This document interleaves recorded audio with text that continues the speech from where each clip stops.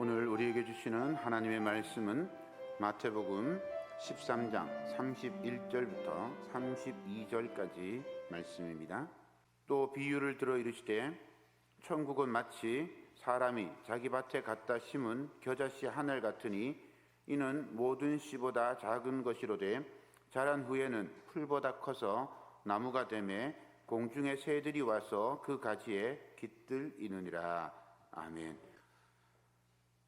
언젠가 제가 한번 읽어드렸던 시인데 앞부분만 읽어드리도록 하겠습니다. 정현종, 방문객. 사람이 온다는 것은 실로 어마어마한 일이다. 그는 그의 과거와 현재와 그의 미래가 함께 오기 때문이다. 한 사람의 일생이 오기 때문이다. 만남에 관한 이야기를 하면 이 정현종 시인의 시를 자주 언급합니다. 사람과 사람이 만나는 건 어쩌면 온 우주가 만나는, 온 우주의 과거와 현재와 미래가 함께 만나는 엄청난 대사건인 것 같습니다. 사람과 사람의 만남도 그런데 사람과 예수님의 만남은 얼마나 큰 사건이겠습니까? 예수님의 오심은 하나님의 나라와 사람의 나라가 만나는 아주 어마어마한, 이 말로도 표현할 수 없는 큰 사건입니다. 예수 그리스도의 오심은 이 세상 나라에 저 하나님의 나라가 충돌해서 돌입해 오시는 그 하나님의 나라를 보여주는 사건입니다. 가인 이래로 세상 나라는 자기 욕심에 따라서 흥망성쇠를 거듭합니다. 하나님을 따르는 사람들은 그 속에서 희생되고 아파하고 슬퍼하며 참된 하나님의 나라를 갈망합니다. 아브라함으로부터 시작된 하나님의 이 구속의 역사는 마치 다윗에게서 이루어지는 듯 보였습니다. 하지만 하나님께서 세우는 하나님의 나라는 결코 이 땅에서 이루어지지 않습니다. 사람이 세운다고 하는 그 하나님의 나라는 천상의 참된 하나님의 나라의 그림자일 뿐입니다. 이 사실을 알지 못하면 사람들이 자기 힘으로 하나님의 나라를 세우겠다고 헛된 외침을 외칩니다. 그래서 무고한 사람을 죽음의 수렁으로 끌어들입니다. 로마 제국의 콘스탄틴 황제 이래로 로마를 하나님의 나라로 만들겠다는 수많은 이들과 그 사람들에 의해서 수많은 사람들, 이교도들이 죽었습니다.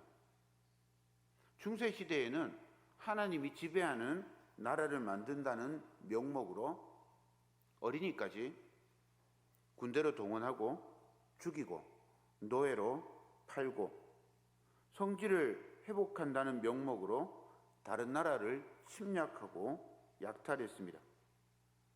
하나님의 나라, 하나님의 이름은 늘 명목으로 이름만 내걸리고 정작 가진 자들의 자기 욕망만 채우는 도구가 되었습니다. 산업혁명으로 위대한 선교의 시기를 맞았다고 그렇게 많이들 좋아하지만 사실 그 시기에 선교사들은 제국주의의 앞잡이로 그렇게 부역해 왔습니다. 하나님 나라는 사람의 힘으로 세울 수 없음을 이 역사는 명확하게 보여주고 있습니다. 하나님 나라를 세운다고 해도 그림자일 뿐입니다. 다윗의 왕국을 세우고자 하는 꿈꾸는 그런 사람들이 있습니다. 아직도 다윗의 나라를 꿈꾸는 그런 사람들이 있죠. 그런데 다윗의 나라를 생각해 보십시오. 다윗이 나라를 세우면서 얼마나 많은 피해 숙청이 있었는지, 다윗의 나라를 유지하기 위해서 솔로몬이 얼마나 많은 사람들을 죽였는지, 그런 죽음, 피 속에 세워진 나라가 다윗의 나라입니다. 다윗의 나라는 결코 하나님의 나라가 될 수가 없습니다. 모형과 그림자일 뿐인 이 땅의 나라를 하나님의 나라로 바꾸려는 그런 시도는 모두 거짓이고 불의를 감추려는 가면일 뿐입니다. 그래서 예수님께서는 하나님의 그리스도, 다윗의 나라를 세울 메시아로 이 땅에 오셨지만 이 땅에 세워질 눈에 보이는 실체가 아니라 전혀 새로운, 우리가 지금까지 알지 못했던 완전히 새로운 하나님의 나라를 선포하셨습니다. 이 하나님의 나라를 많은 사람들이 오해해서 마태복음 24장에서 이 하나님의 나라의 때와 장소에 관해서 자세하게 가르쳐 줍니다. 마태복음 24장 23절입니다. 그때의 사람이 너희에게 말하되 보라 너희가 여기 있다 혹은 저기 있다 하여도 믿지 말라. 또 26절입니다. 그러면 사람들이 너희에게 말하되 보라 그리스도가 광야에 있다 하여도 나가지 말고 보라 골방에 있다 하여도 믿지 말라. 하나님의 나라는 눈에 볼 수 있는 장소에 임하지 않습니다. 그렇다고 특별하고 비밀한 장소에 임하지도 않습니다. 36절을 보겠습니다. 그러나 그날과 그때는 아무도 모르나니 하늘의 천사들도 아들도 모르고 오직 아버지만 아시느니라. 하나님 나라가 임하는 시간도 알 수가 없습니다.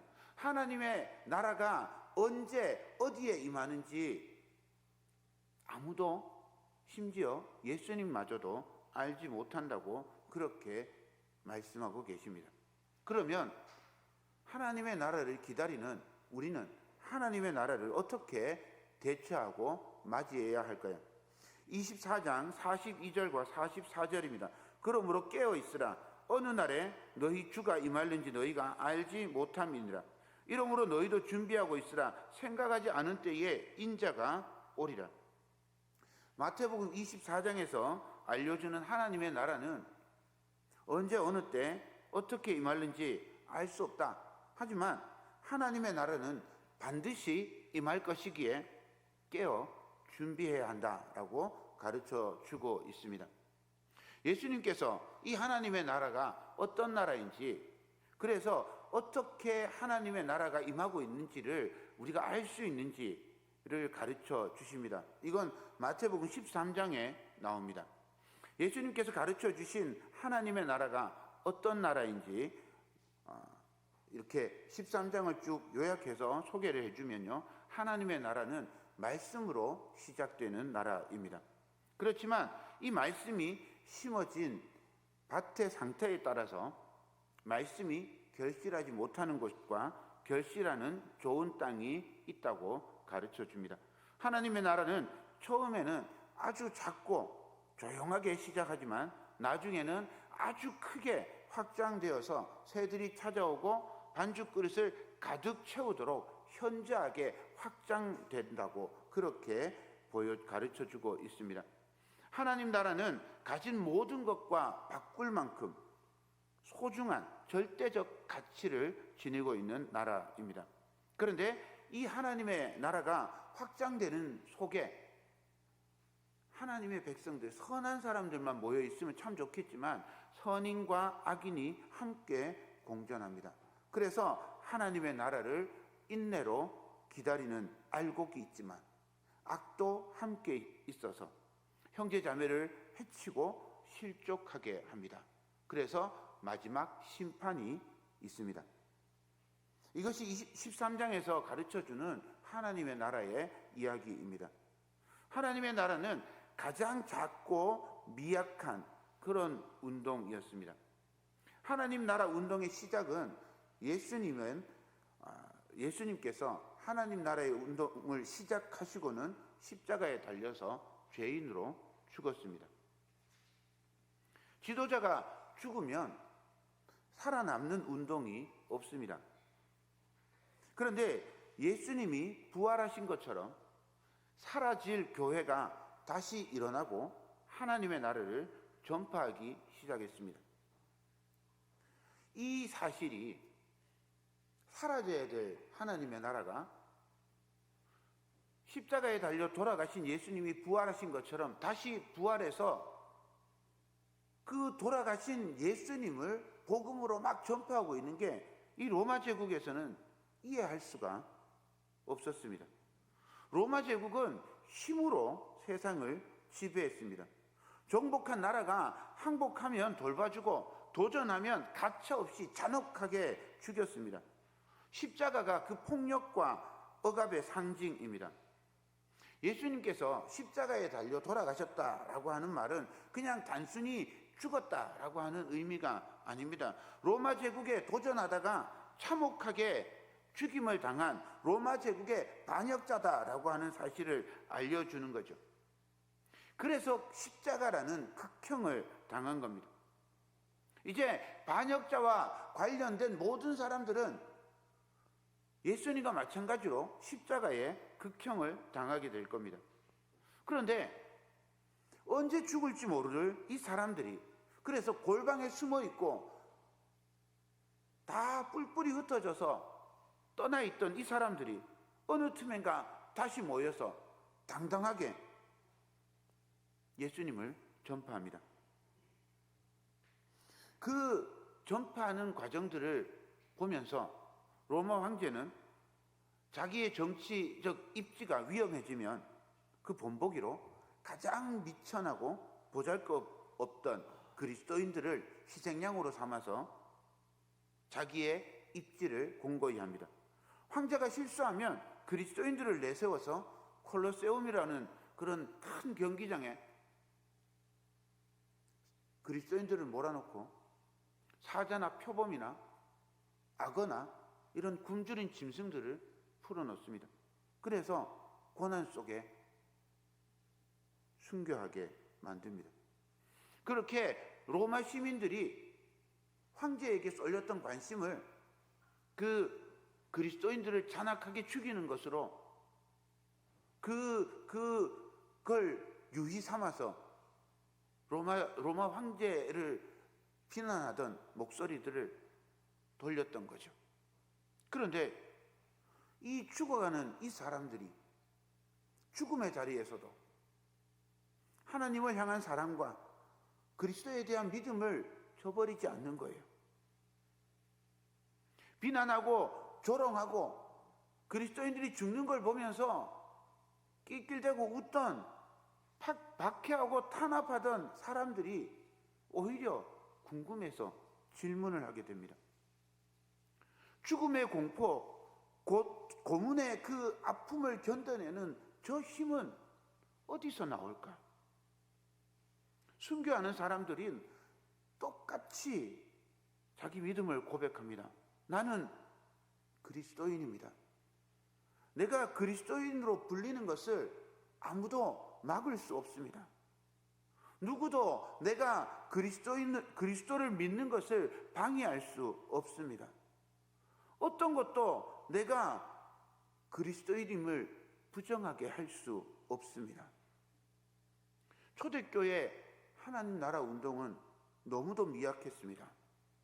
언제 사라져 없어질지 모를 그런 미약한 움직임이었는데 모함과 협박 속에도 아무런 저항도 하지 않습니다. 그렇다고 순종하지도 않습니다. 마치 바람에 날리는 풀처럼 밟으면 눕지만 바람보다 더 빨리 울고 바람보다 더 먼저 일어납니다. 하나님의 나라는 이런 사람들과 함께 자라났습니다. 힘으로 하나님의 나라를 이루고 권력으로 하나님의 나라를 끌어올 수 있다고 하는 모든 생각은 하나님의 생각이 아닙니다. 인간이 중심이 되어서 자기들이 하나님의 나라를 끌어올 수 있다고 믿는 것은 인본주의와 다름이 없습니다. 오늘 말씀을 다시 읽겠습니다.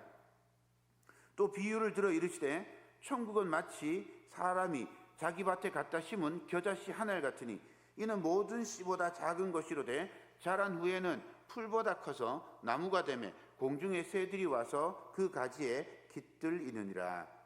천국은, 하나님의 나라는 왜 겨자씨 한 알과 같을까요? 겨자씨의 어떤 속성이 하나님 나라에 비할 수 있을까요?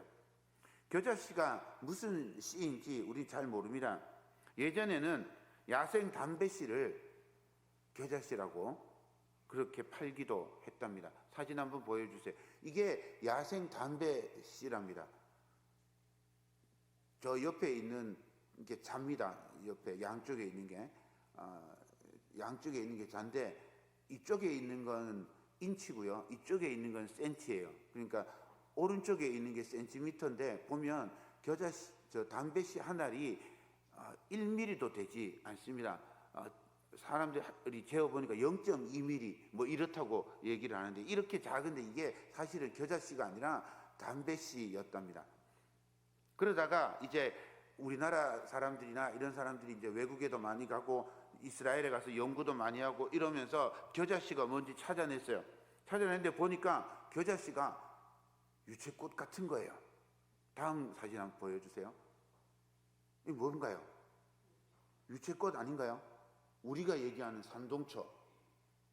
삼동초 이 겉절이에서 먹으면 봄에 맛있잖아요. 우리가 얘기하는 삼동초가 딱 이겁니다. 모양이 똑같이 생겼어요. 그런데 사실은 삼동초가 아니고 이 겨자씨라고 합니다. 겨자씨는 두 종류가 있는데, 다음 사진 보면 이렇게 두 종류가 있어요. 하나는 흰 겨자, 하나는 검은 겨자입니다.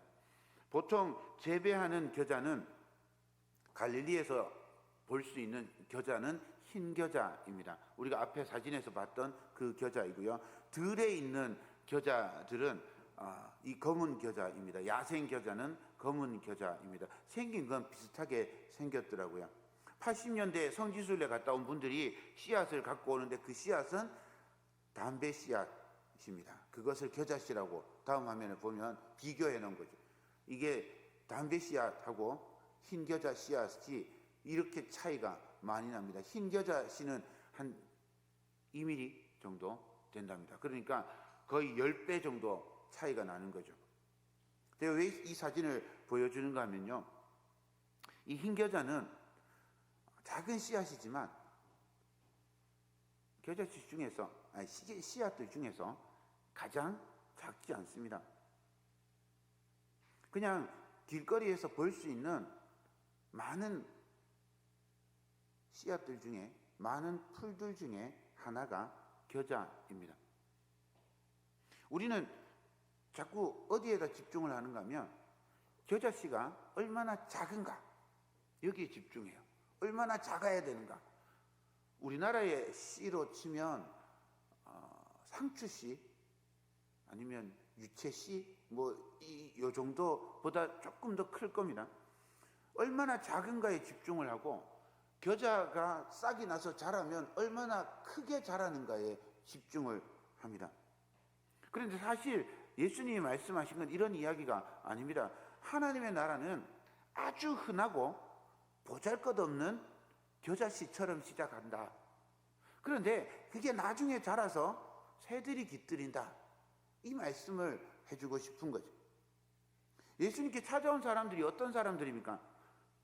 가난한 사람들, 병든 사람들, 죄인으로 정죄받은 자, 나그네, 외국인, 세리, 창기, 이런 사람들입니다. 더불어서 하나님의 나라가 임할 때 로마 제국의 압제를 물리치고 영원한 다윗의 왕국을 건설하려고 기대하는 그런 사람들도 함께 모여 있었습니다. 하나님의 나라를 이루려는 예수님의 모습도 이들과 똑같습니다.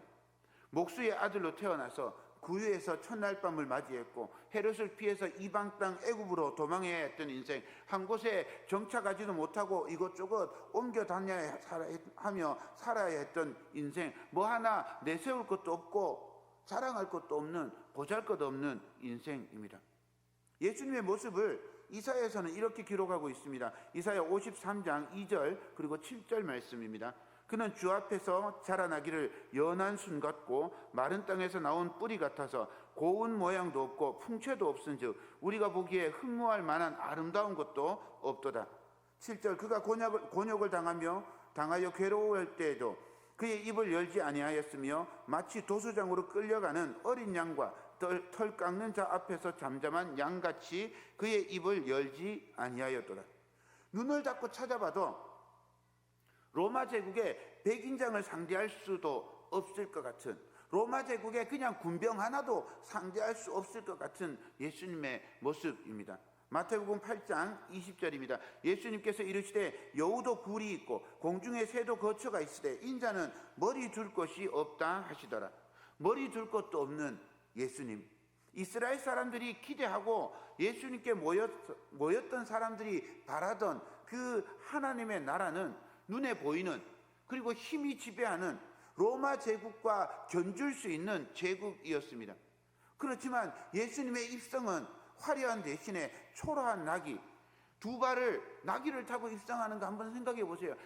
새끼 나귀가 아니라도 어미 나귀를 타도요, 발이 땅에 닿아요. 그래서 남자는 발을 이렇게 들고 타야 돼요. 마치 어린이용 자전거 탄 것처럼 그렇게 자전거를 타고 있다고 생각해 보세요. 그렇게 나귀를 타고 있는 거예요. 그렇게 입성을 하고 있는 거예요. 얼마나 우스꽝스럽습니까? 대관식을 하는데 예수님의 대관식은 황금관이 아니에요. 화려한 홍포를 입고 막 이렇게 대관식을 하는 게 아니에요. 가시관을 쓰고 피로 얼룩진 참혹한 십자가 위에서 대관식을 하셨습니다. 사람들이 기대하고 바라던 하나님의 나라와 전혀 다릅니다. 이 사실을 알려주는 비유가 겨자씨 비유입니다. 예수님께서 가르쳐 주신 하나님의 나라는 이 겨자씨 한 알과 같습니다. 아주 작고 미약한 씨앗, 먹어도 간에 기별도 가지 않을 그 작은 씨앗, 자라도 그냥 1년 지나면 죽어버릴 그런 풀과 같은, 그런 연약한 보잘것없는 겨자씨, 그리고 겨자, 그렇게 하나님의 나라가 시작되었습니다. 왜 예수님은 굳이 하나님의 나라를 이 겨자씨에다가 비유했을까요? 가장 보잘것없고 나무가 되어도 새들이 깃들었다고 하지만 그냥 보잘것없는 풀이에요. 겨자씨와 대조할 수 있는 게 뭐가 있을까요? 백향목일 것입니다. 에스겔 31장 5절과 6절입니다. 그 나무가 물이 많으므로 키가 들의 모든 나무보다 크며 굵은 가지가 번성하며 가는 가지가 길게 뻗어나갔고 공중의 모든 새가 그 큰 가지에 깃들이며 들의 모든 짐승이 그 가는 가지 밑에 새끼를 낳으며 모든 큰 나라가 그 그늘 아래에 거주하였느니라. 이 나무는 레바논의 백향목입니다. 백향목이 무럭무럭 자라서 공중의 모든 새들이 그 큰 가지에 깃들고 그 아래에 있는 작은 가지 밑에는 들짐승들이 새끼를 낳습니다. 얼마나 멋있는 나무인지 모릅니다. 이 나무는 아수르를 상징합니다. 아수르의 강력한 무력과 권세 앞에 모든 나라가 무릎을 꿇고 그 품에 깃들어 사는 모습을 보여주는 거죠. 그렇지만 아수르 백향목은 하나님의 손에 꺾일 것입니다. 하나님의 나라는 백향목과 같지 않습니다. 그래서 예수님께서 나무 같지 않은 겨자를 말씀하고 계시는 겁니다. 겨자씨도 씨앗 중에 가장 작지 않습니다. 겨자도 나무도 아닌 것이, 풀도 아닌 것이 곧지도 않아요. 힘이 없어서 이렇게 혼자 서지도 못합니다. 이리 휘청 저리 휘청 풀에 풀썩 넘어지고 바람 맞으면 그냥 바람 맞은 머리카락처럼 그렇게 헝클어져 있습니다. 하나님의 나라가 이렇답니다. 여러분은 어떤 하나님의 나라를 기대했습니까? 레바논 백향목 같은 나라를 기대했습니까? 무성하게 결실하는 풍요의 상징 종려나무 같은 하나님의 나라를 생각했습니까? 축복과 평화의 상징인 감람나무입니까? 예수님은 하나님의 나라를 그런 나라에 비유하지 않으셨습니다. 아주 작은 어린 양, 세상 죄를 홀로 지고 힘겹게 십자가를 지고 걸어가셨던 예수님, 십자가에서 위에서 이루신 나라가 하나님 나라입니다. 예수님의 찢긴 살과 흘린 피로 세워진 나라가 하나님의 나라입니다. 이 나라는 찢긴 자, 상처받은 자, 아픈 자, 눈물 흘리는 자에게 열린 나라입니다. 그런 이 겨자에 새들이 깃들인답니다. 무슨 말일까요? 사람이 세운 백향목 감람나무에 새들이 깃들이지 못하나요? 그렇지 않습니다. 하나님께서 이런 연약하고 볼품없는, 또 어디서나도 볼 수 있는 이 흔하고 흔해 빠진 겨자나무에 새들이 깃들이게 하신다는 말씀입니다. 사랑하는 여러분, 겨자씨는 자라서 풀보다 커서 나무가 됩니다. 그래도 겨자는 스스로 설 수 없습니다. 겨자를 일으키시고 겨자 속에 새들이 깃들이게 하시는 하나님, 그 하나님의 사랑이 하나님의 나라를 우리 가운데 키워주실 것입니다. 우리 생명을 위해서 이 땅에 오신 어마어마한 방문객이신 예수 그리스도를 영접하고 주님과 함께 우리 삶에 겨자씨의 변화가 일어나게 만들어가는 그런 은총이 있기를 소망합니다. 이 한 주간 우리 삶에 하나님의 은총으로 하나님의 나라를 이루어가는 겨자씨 같은 변화가 있는 삶이 되기를 소망합니다. 하나님의 손에 잡혀 쓰일 때 우리 작고 평범한 겨자씨가 새들이 깃들인 나무보다 크게 될 것을 믿습니다.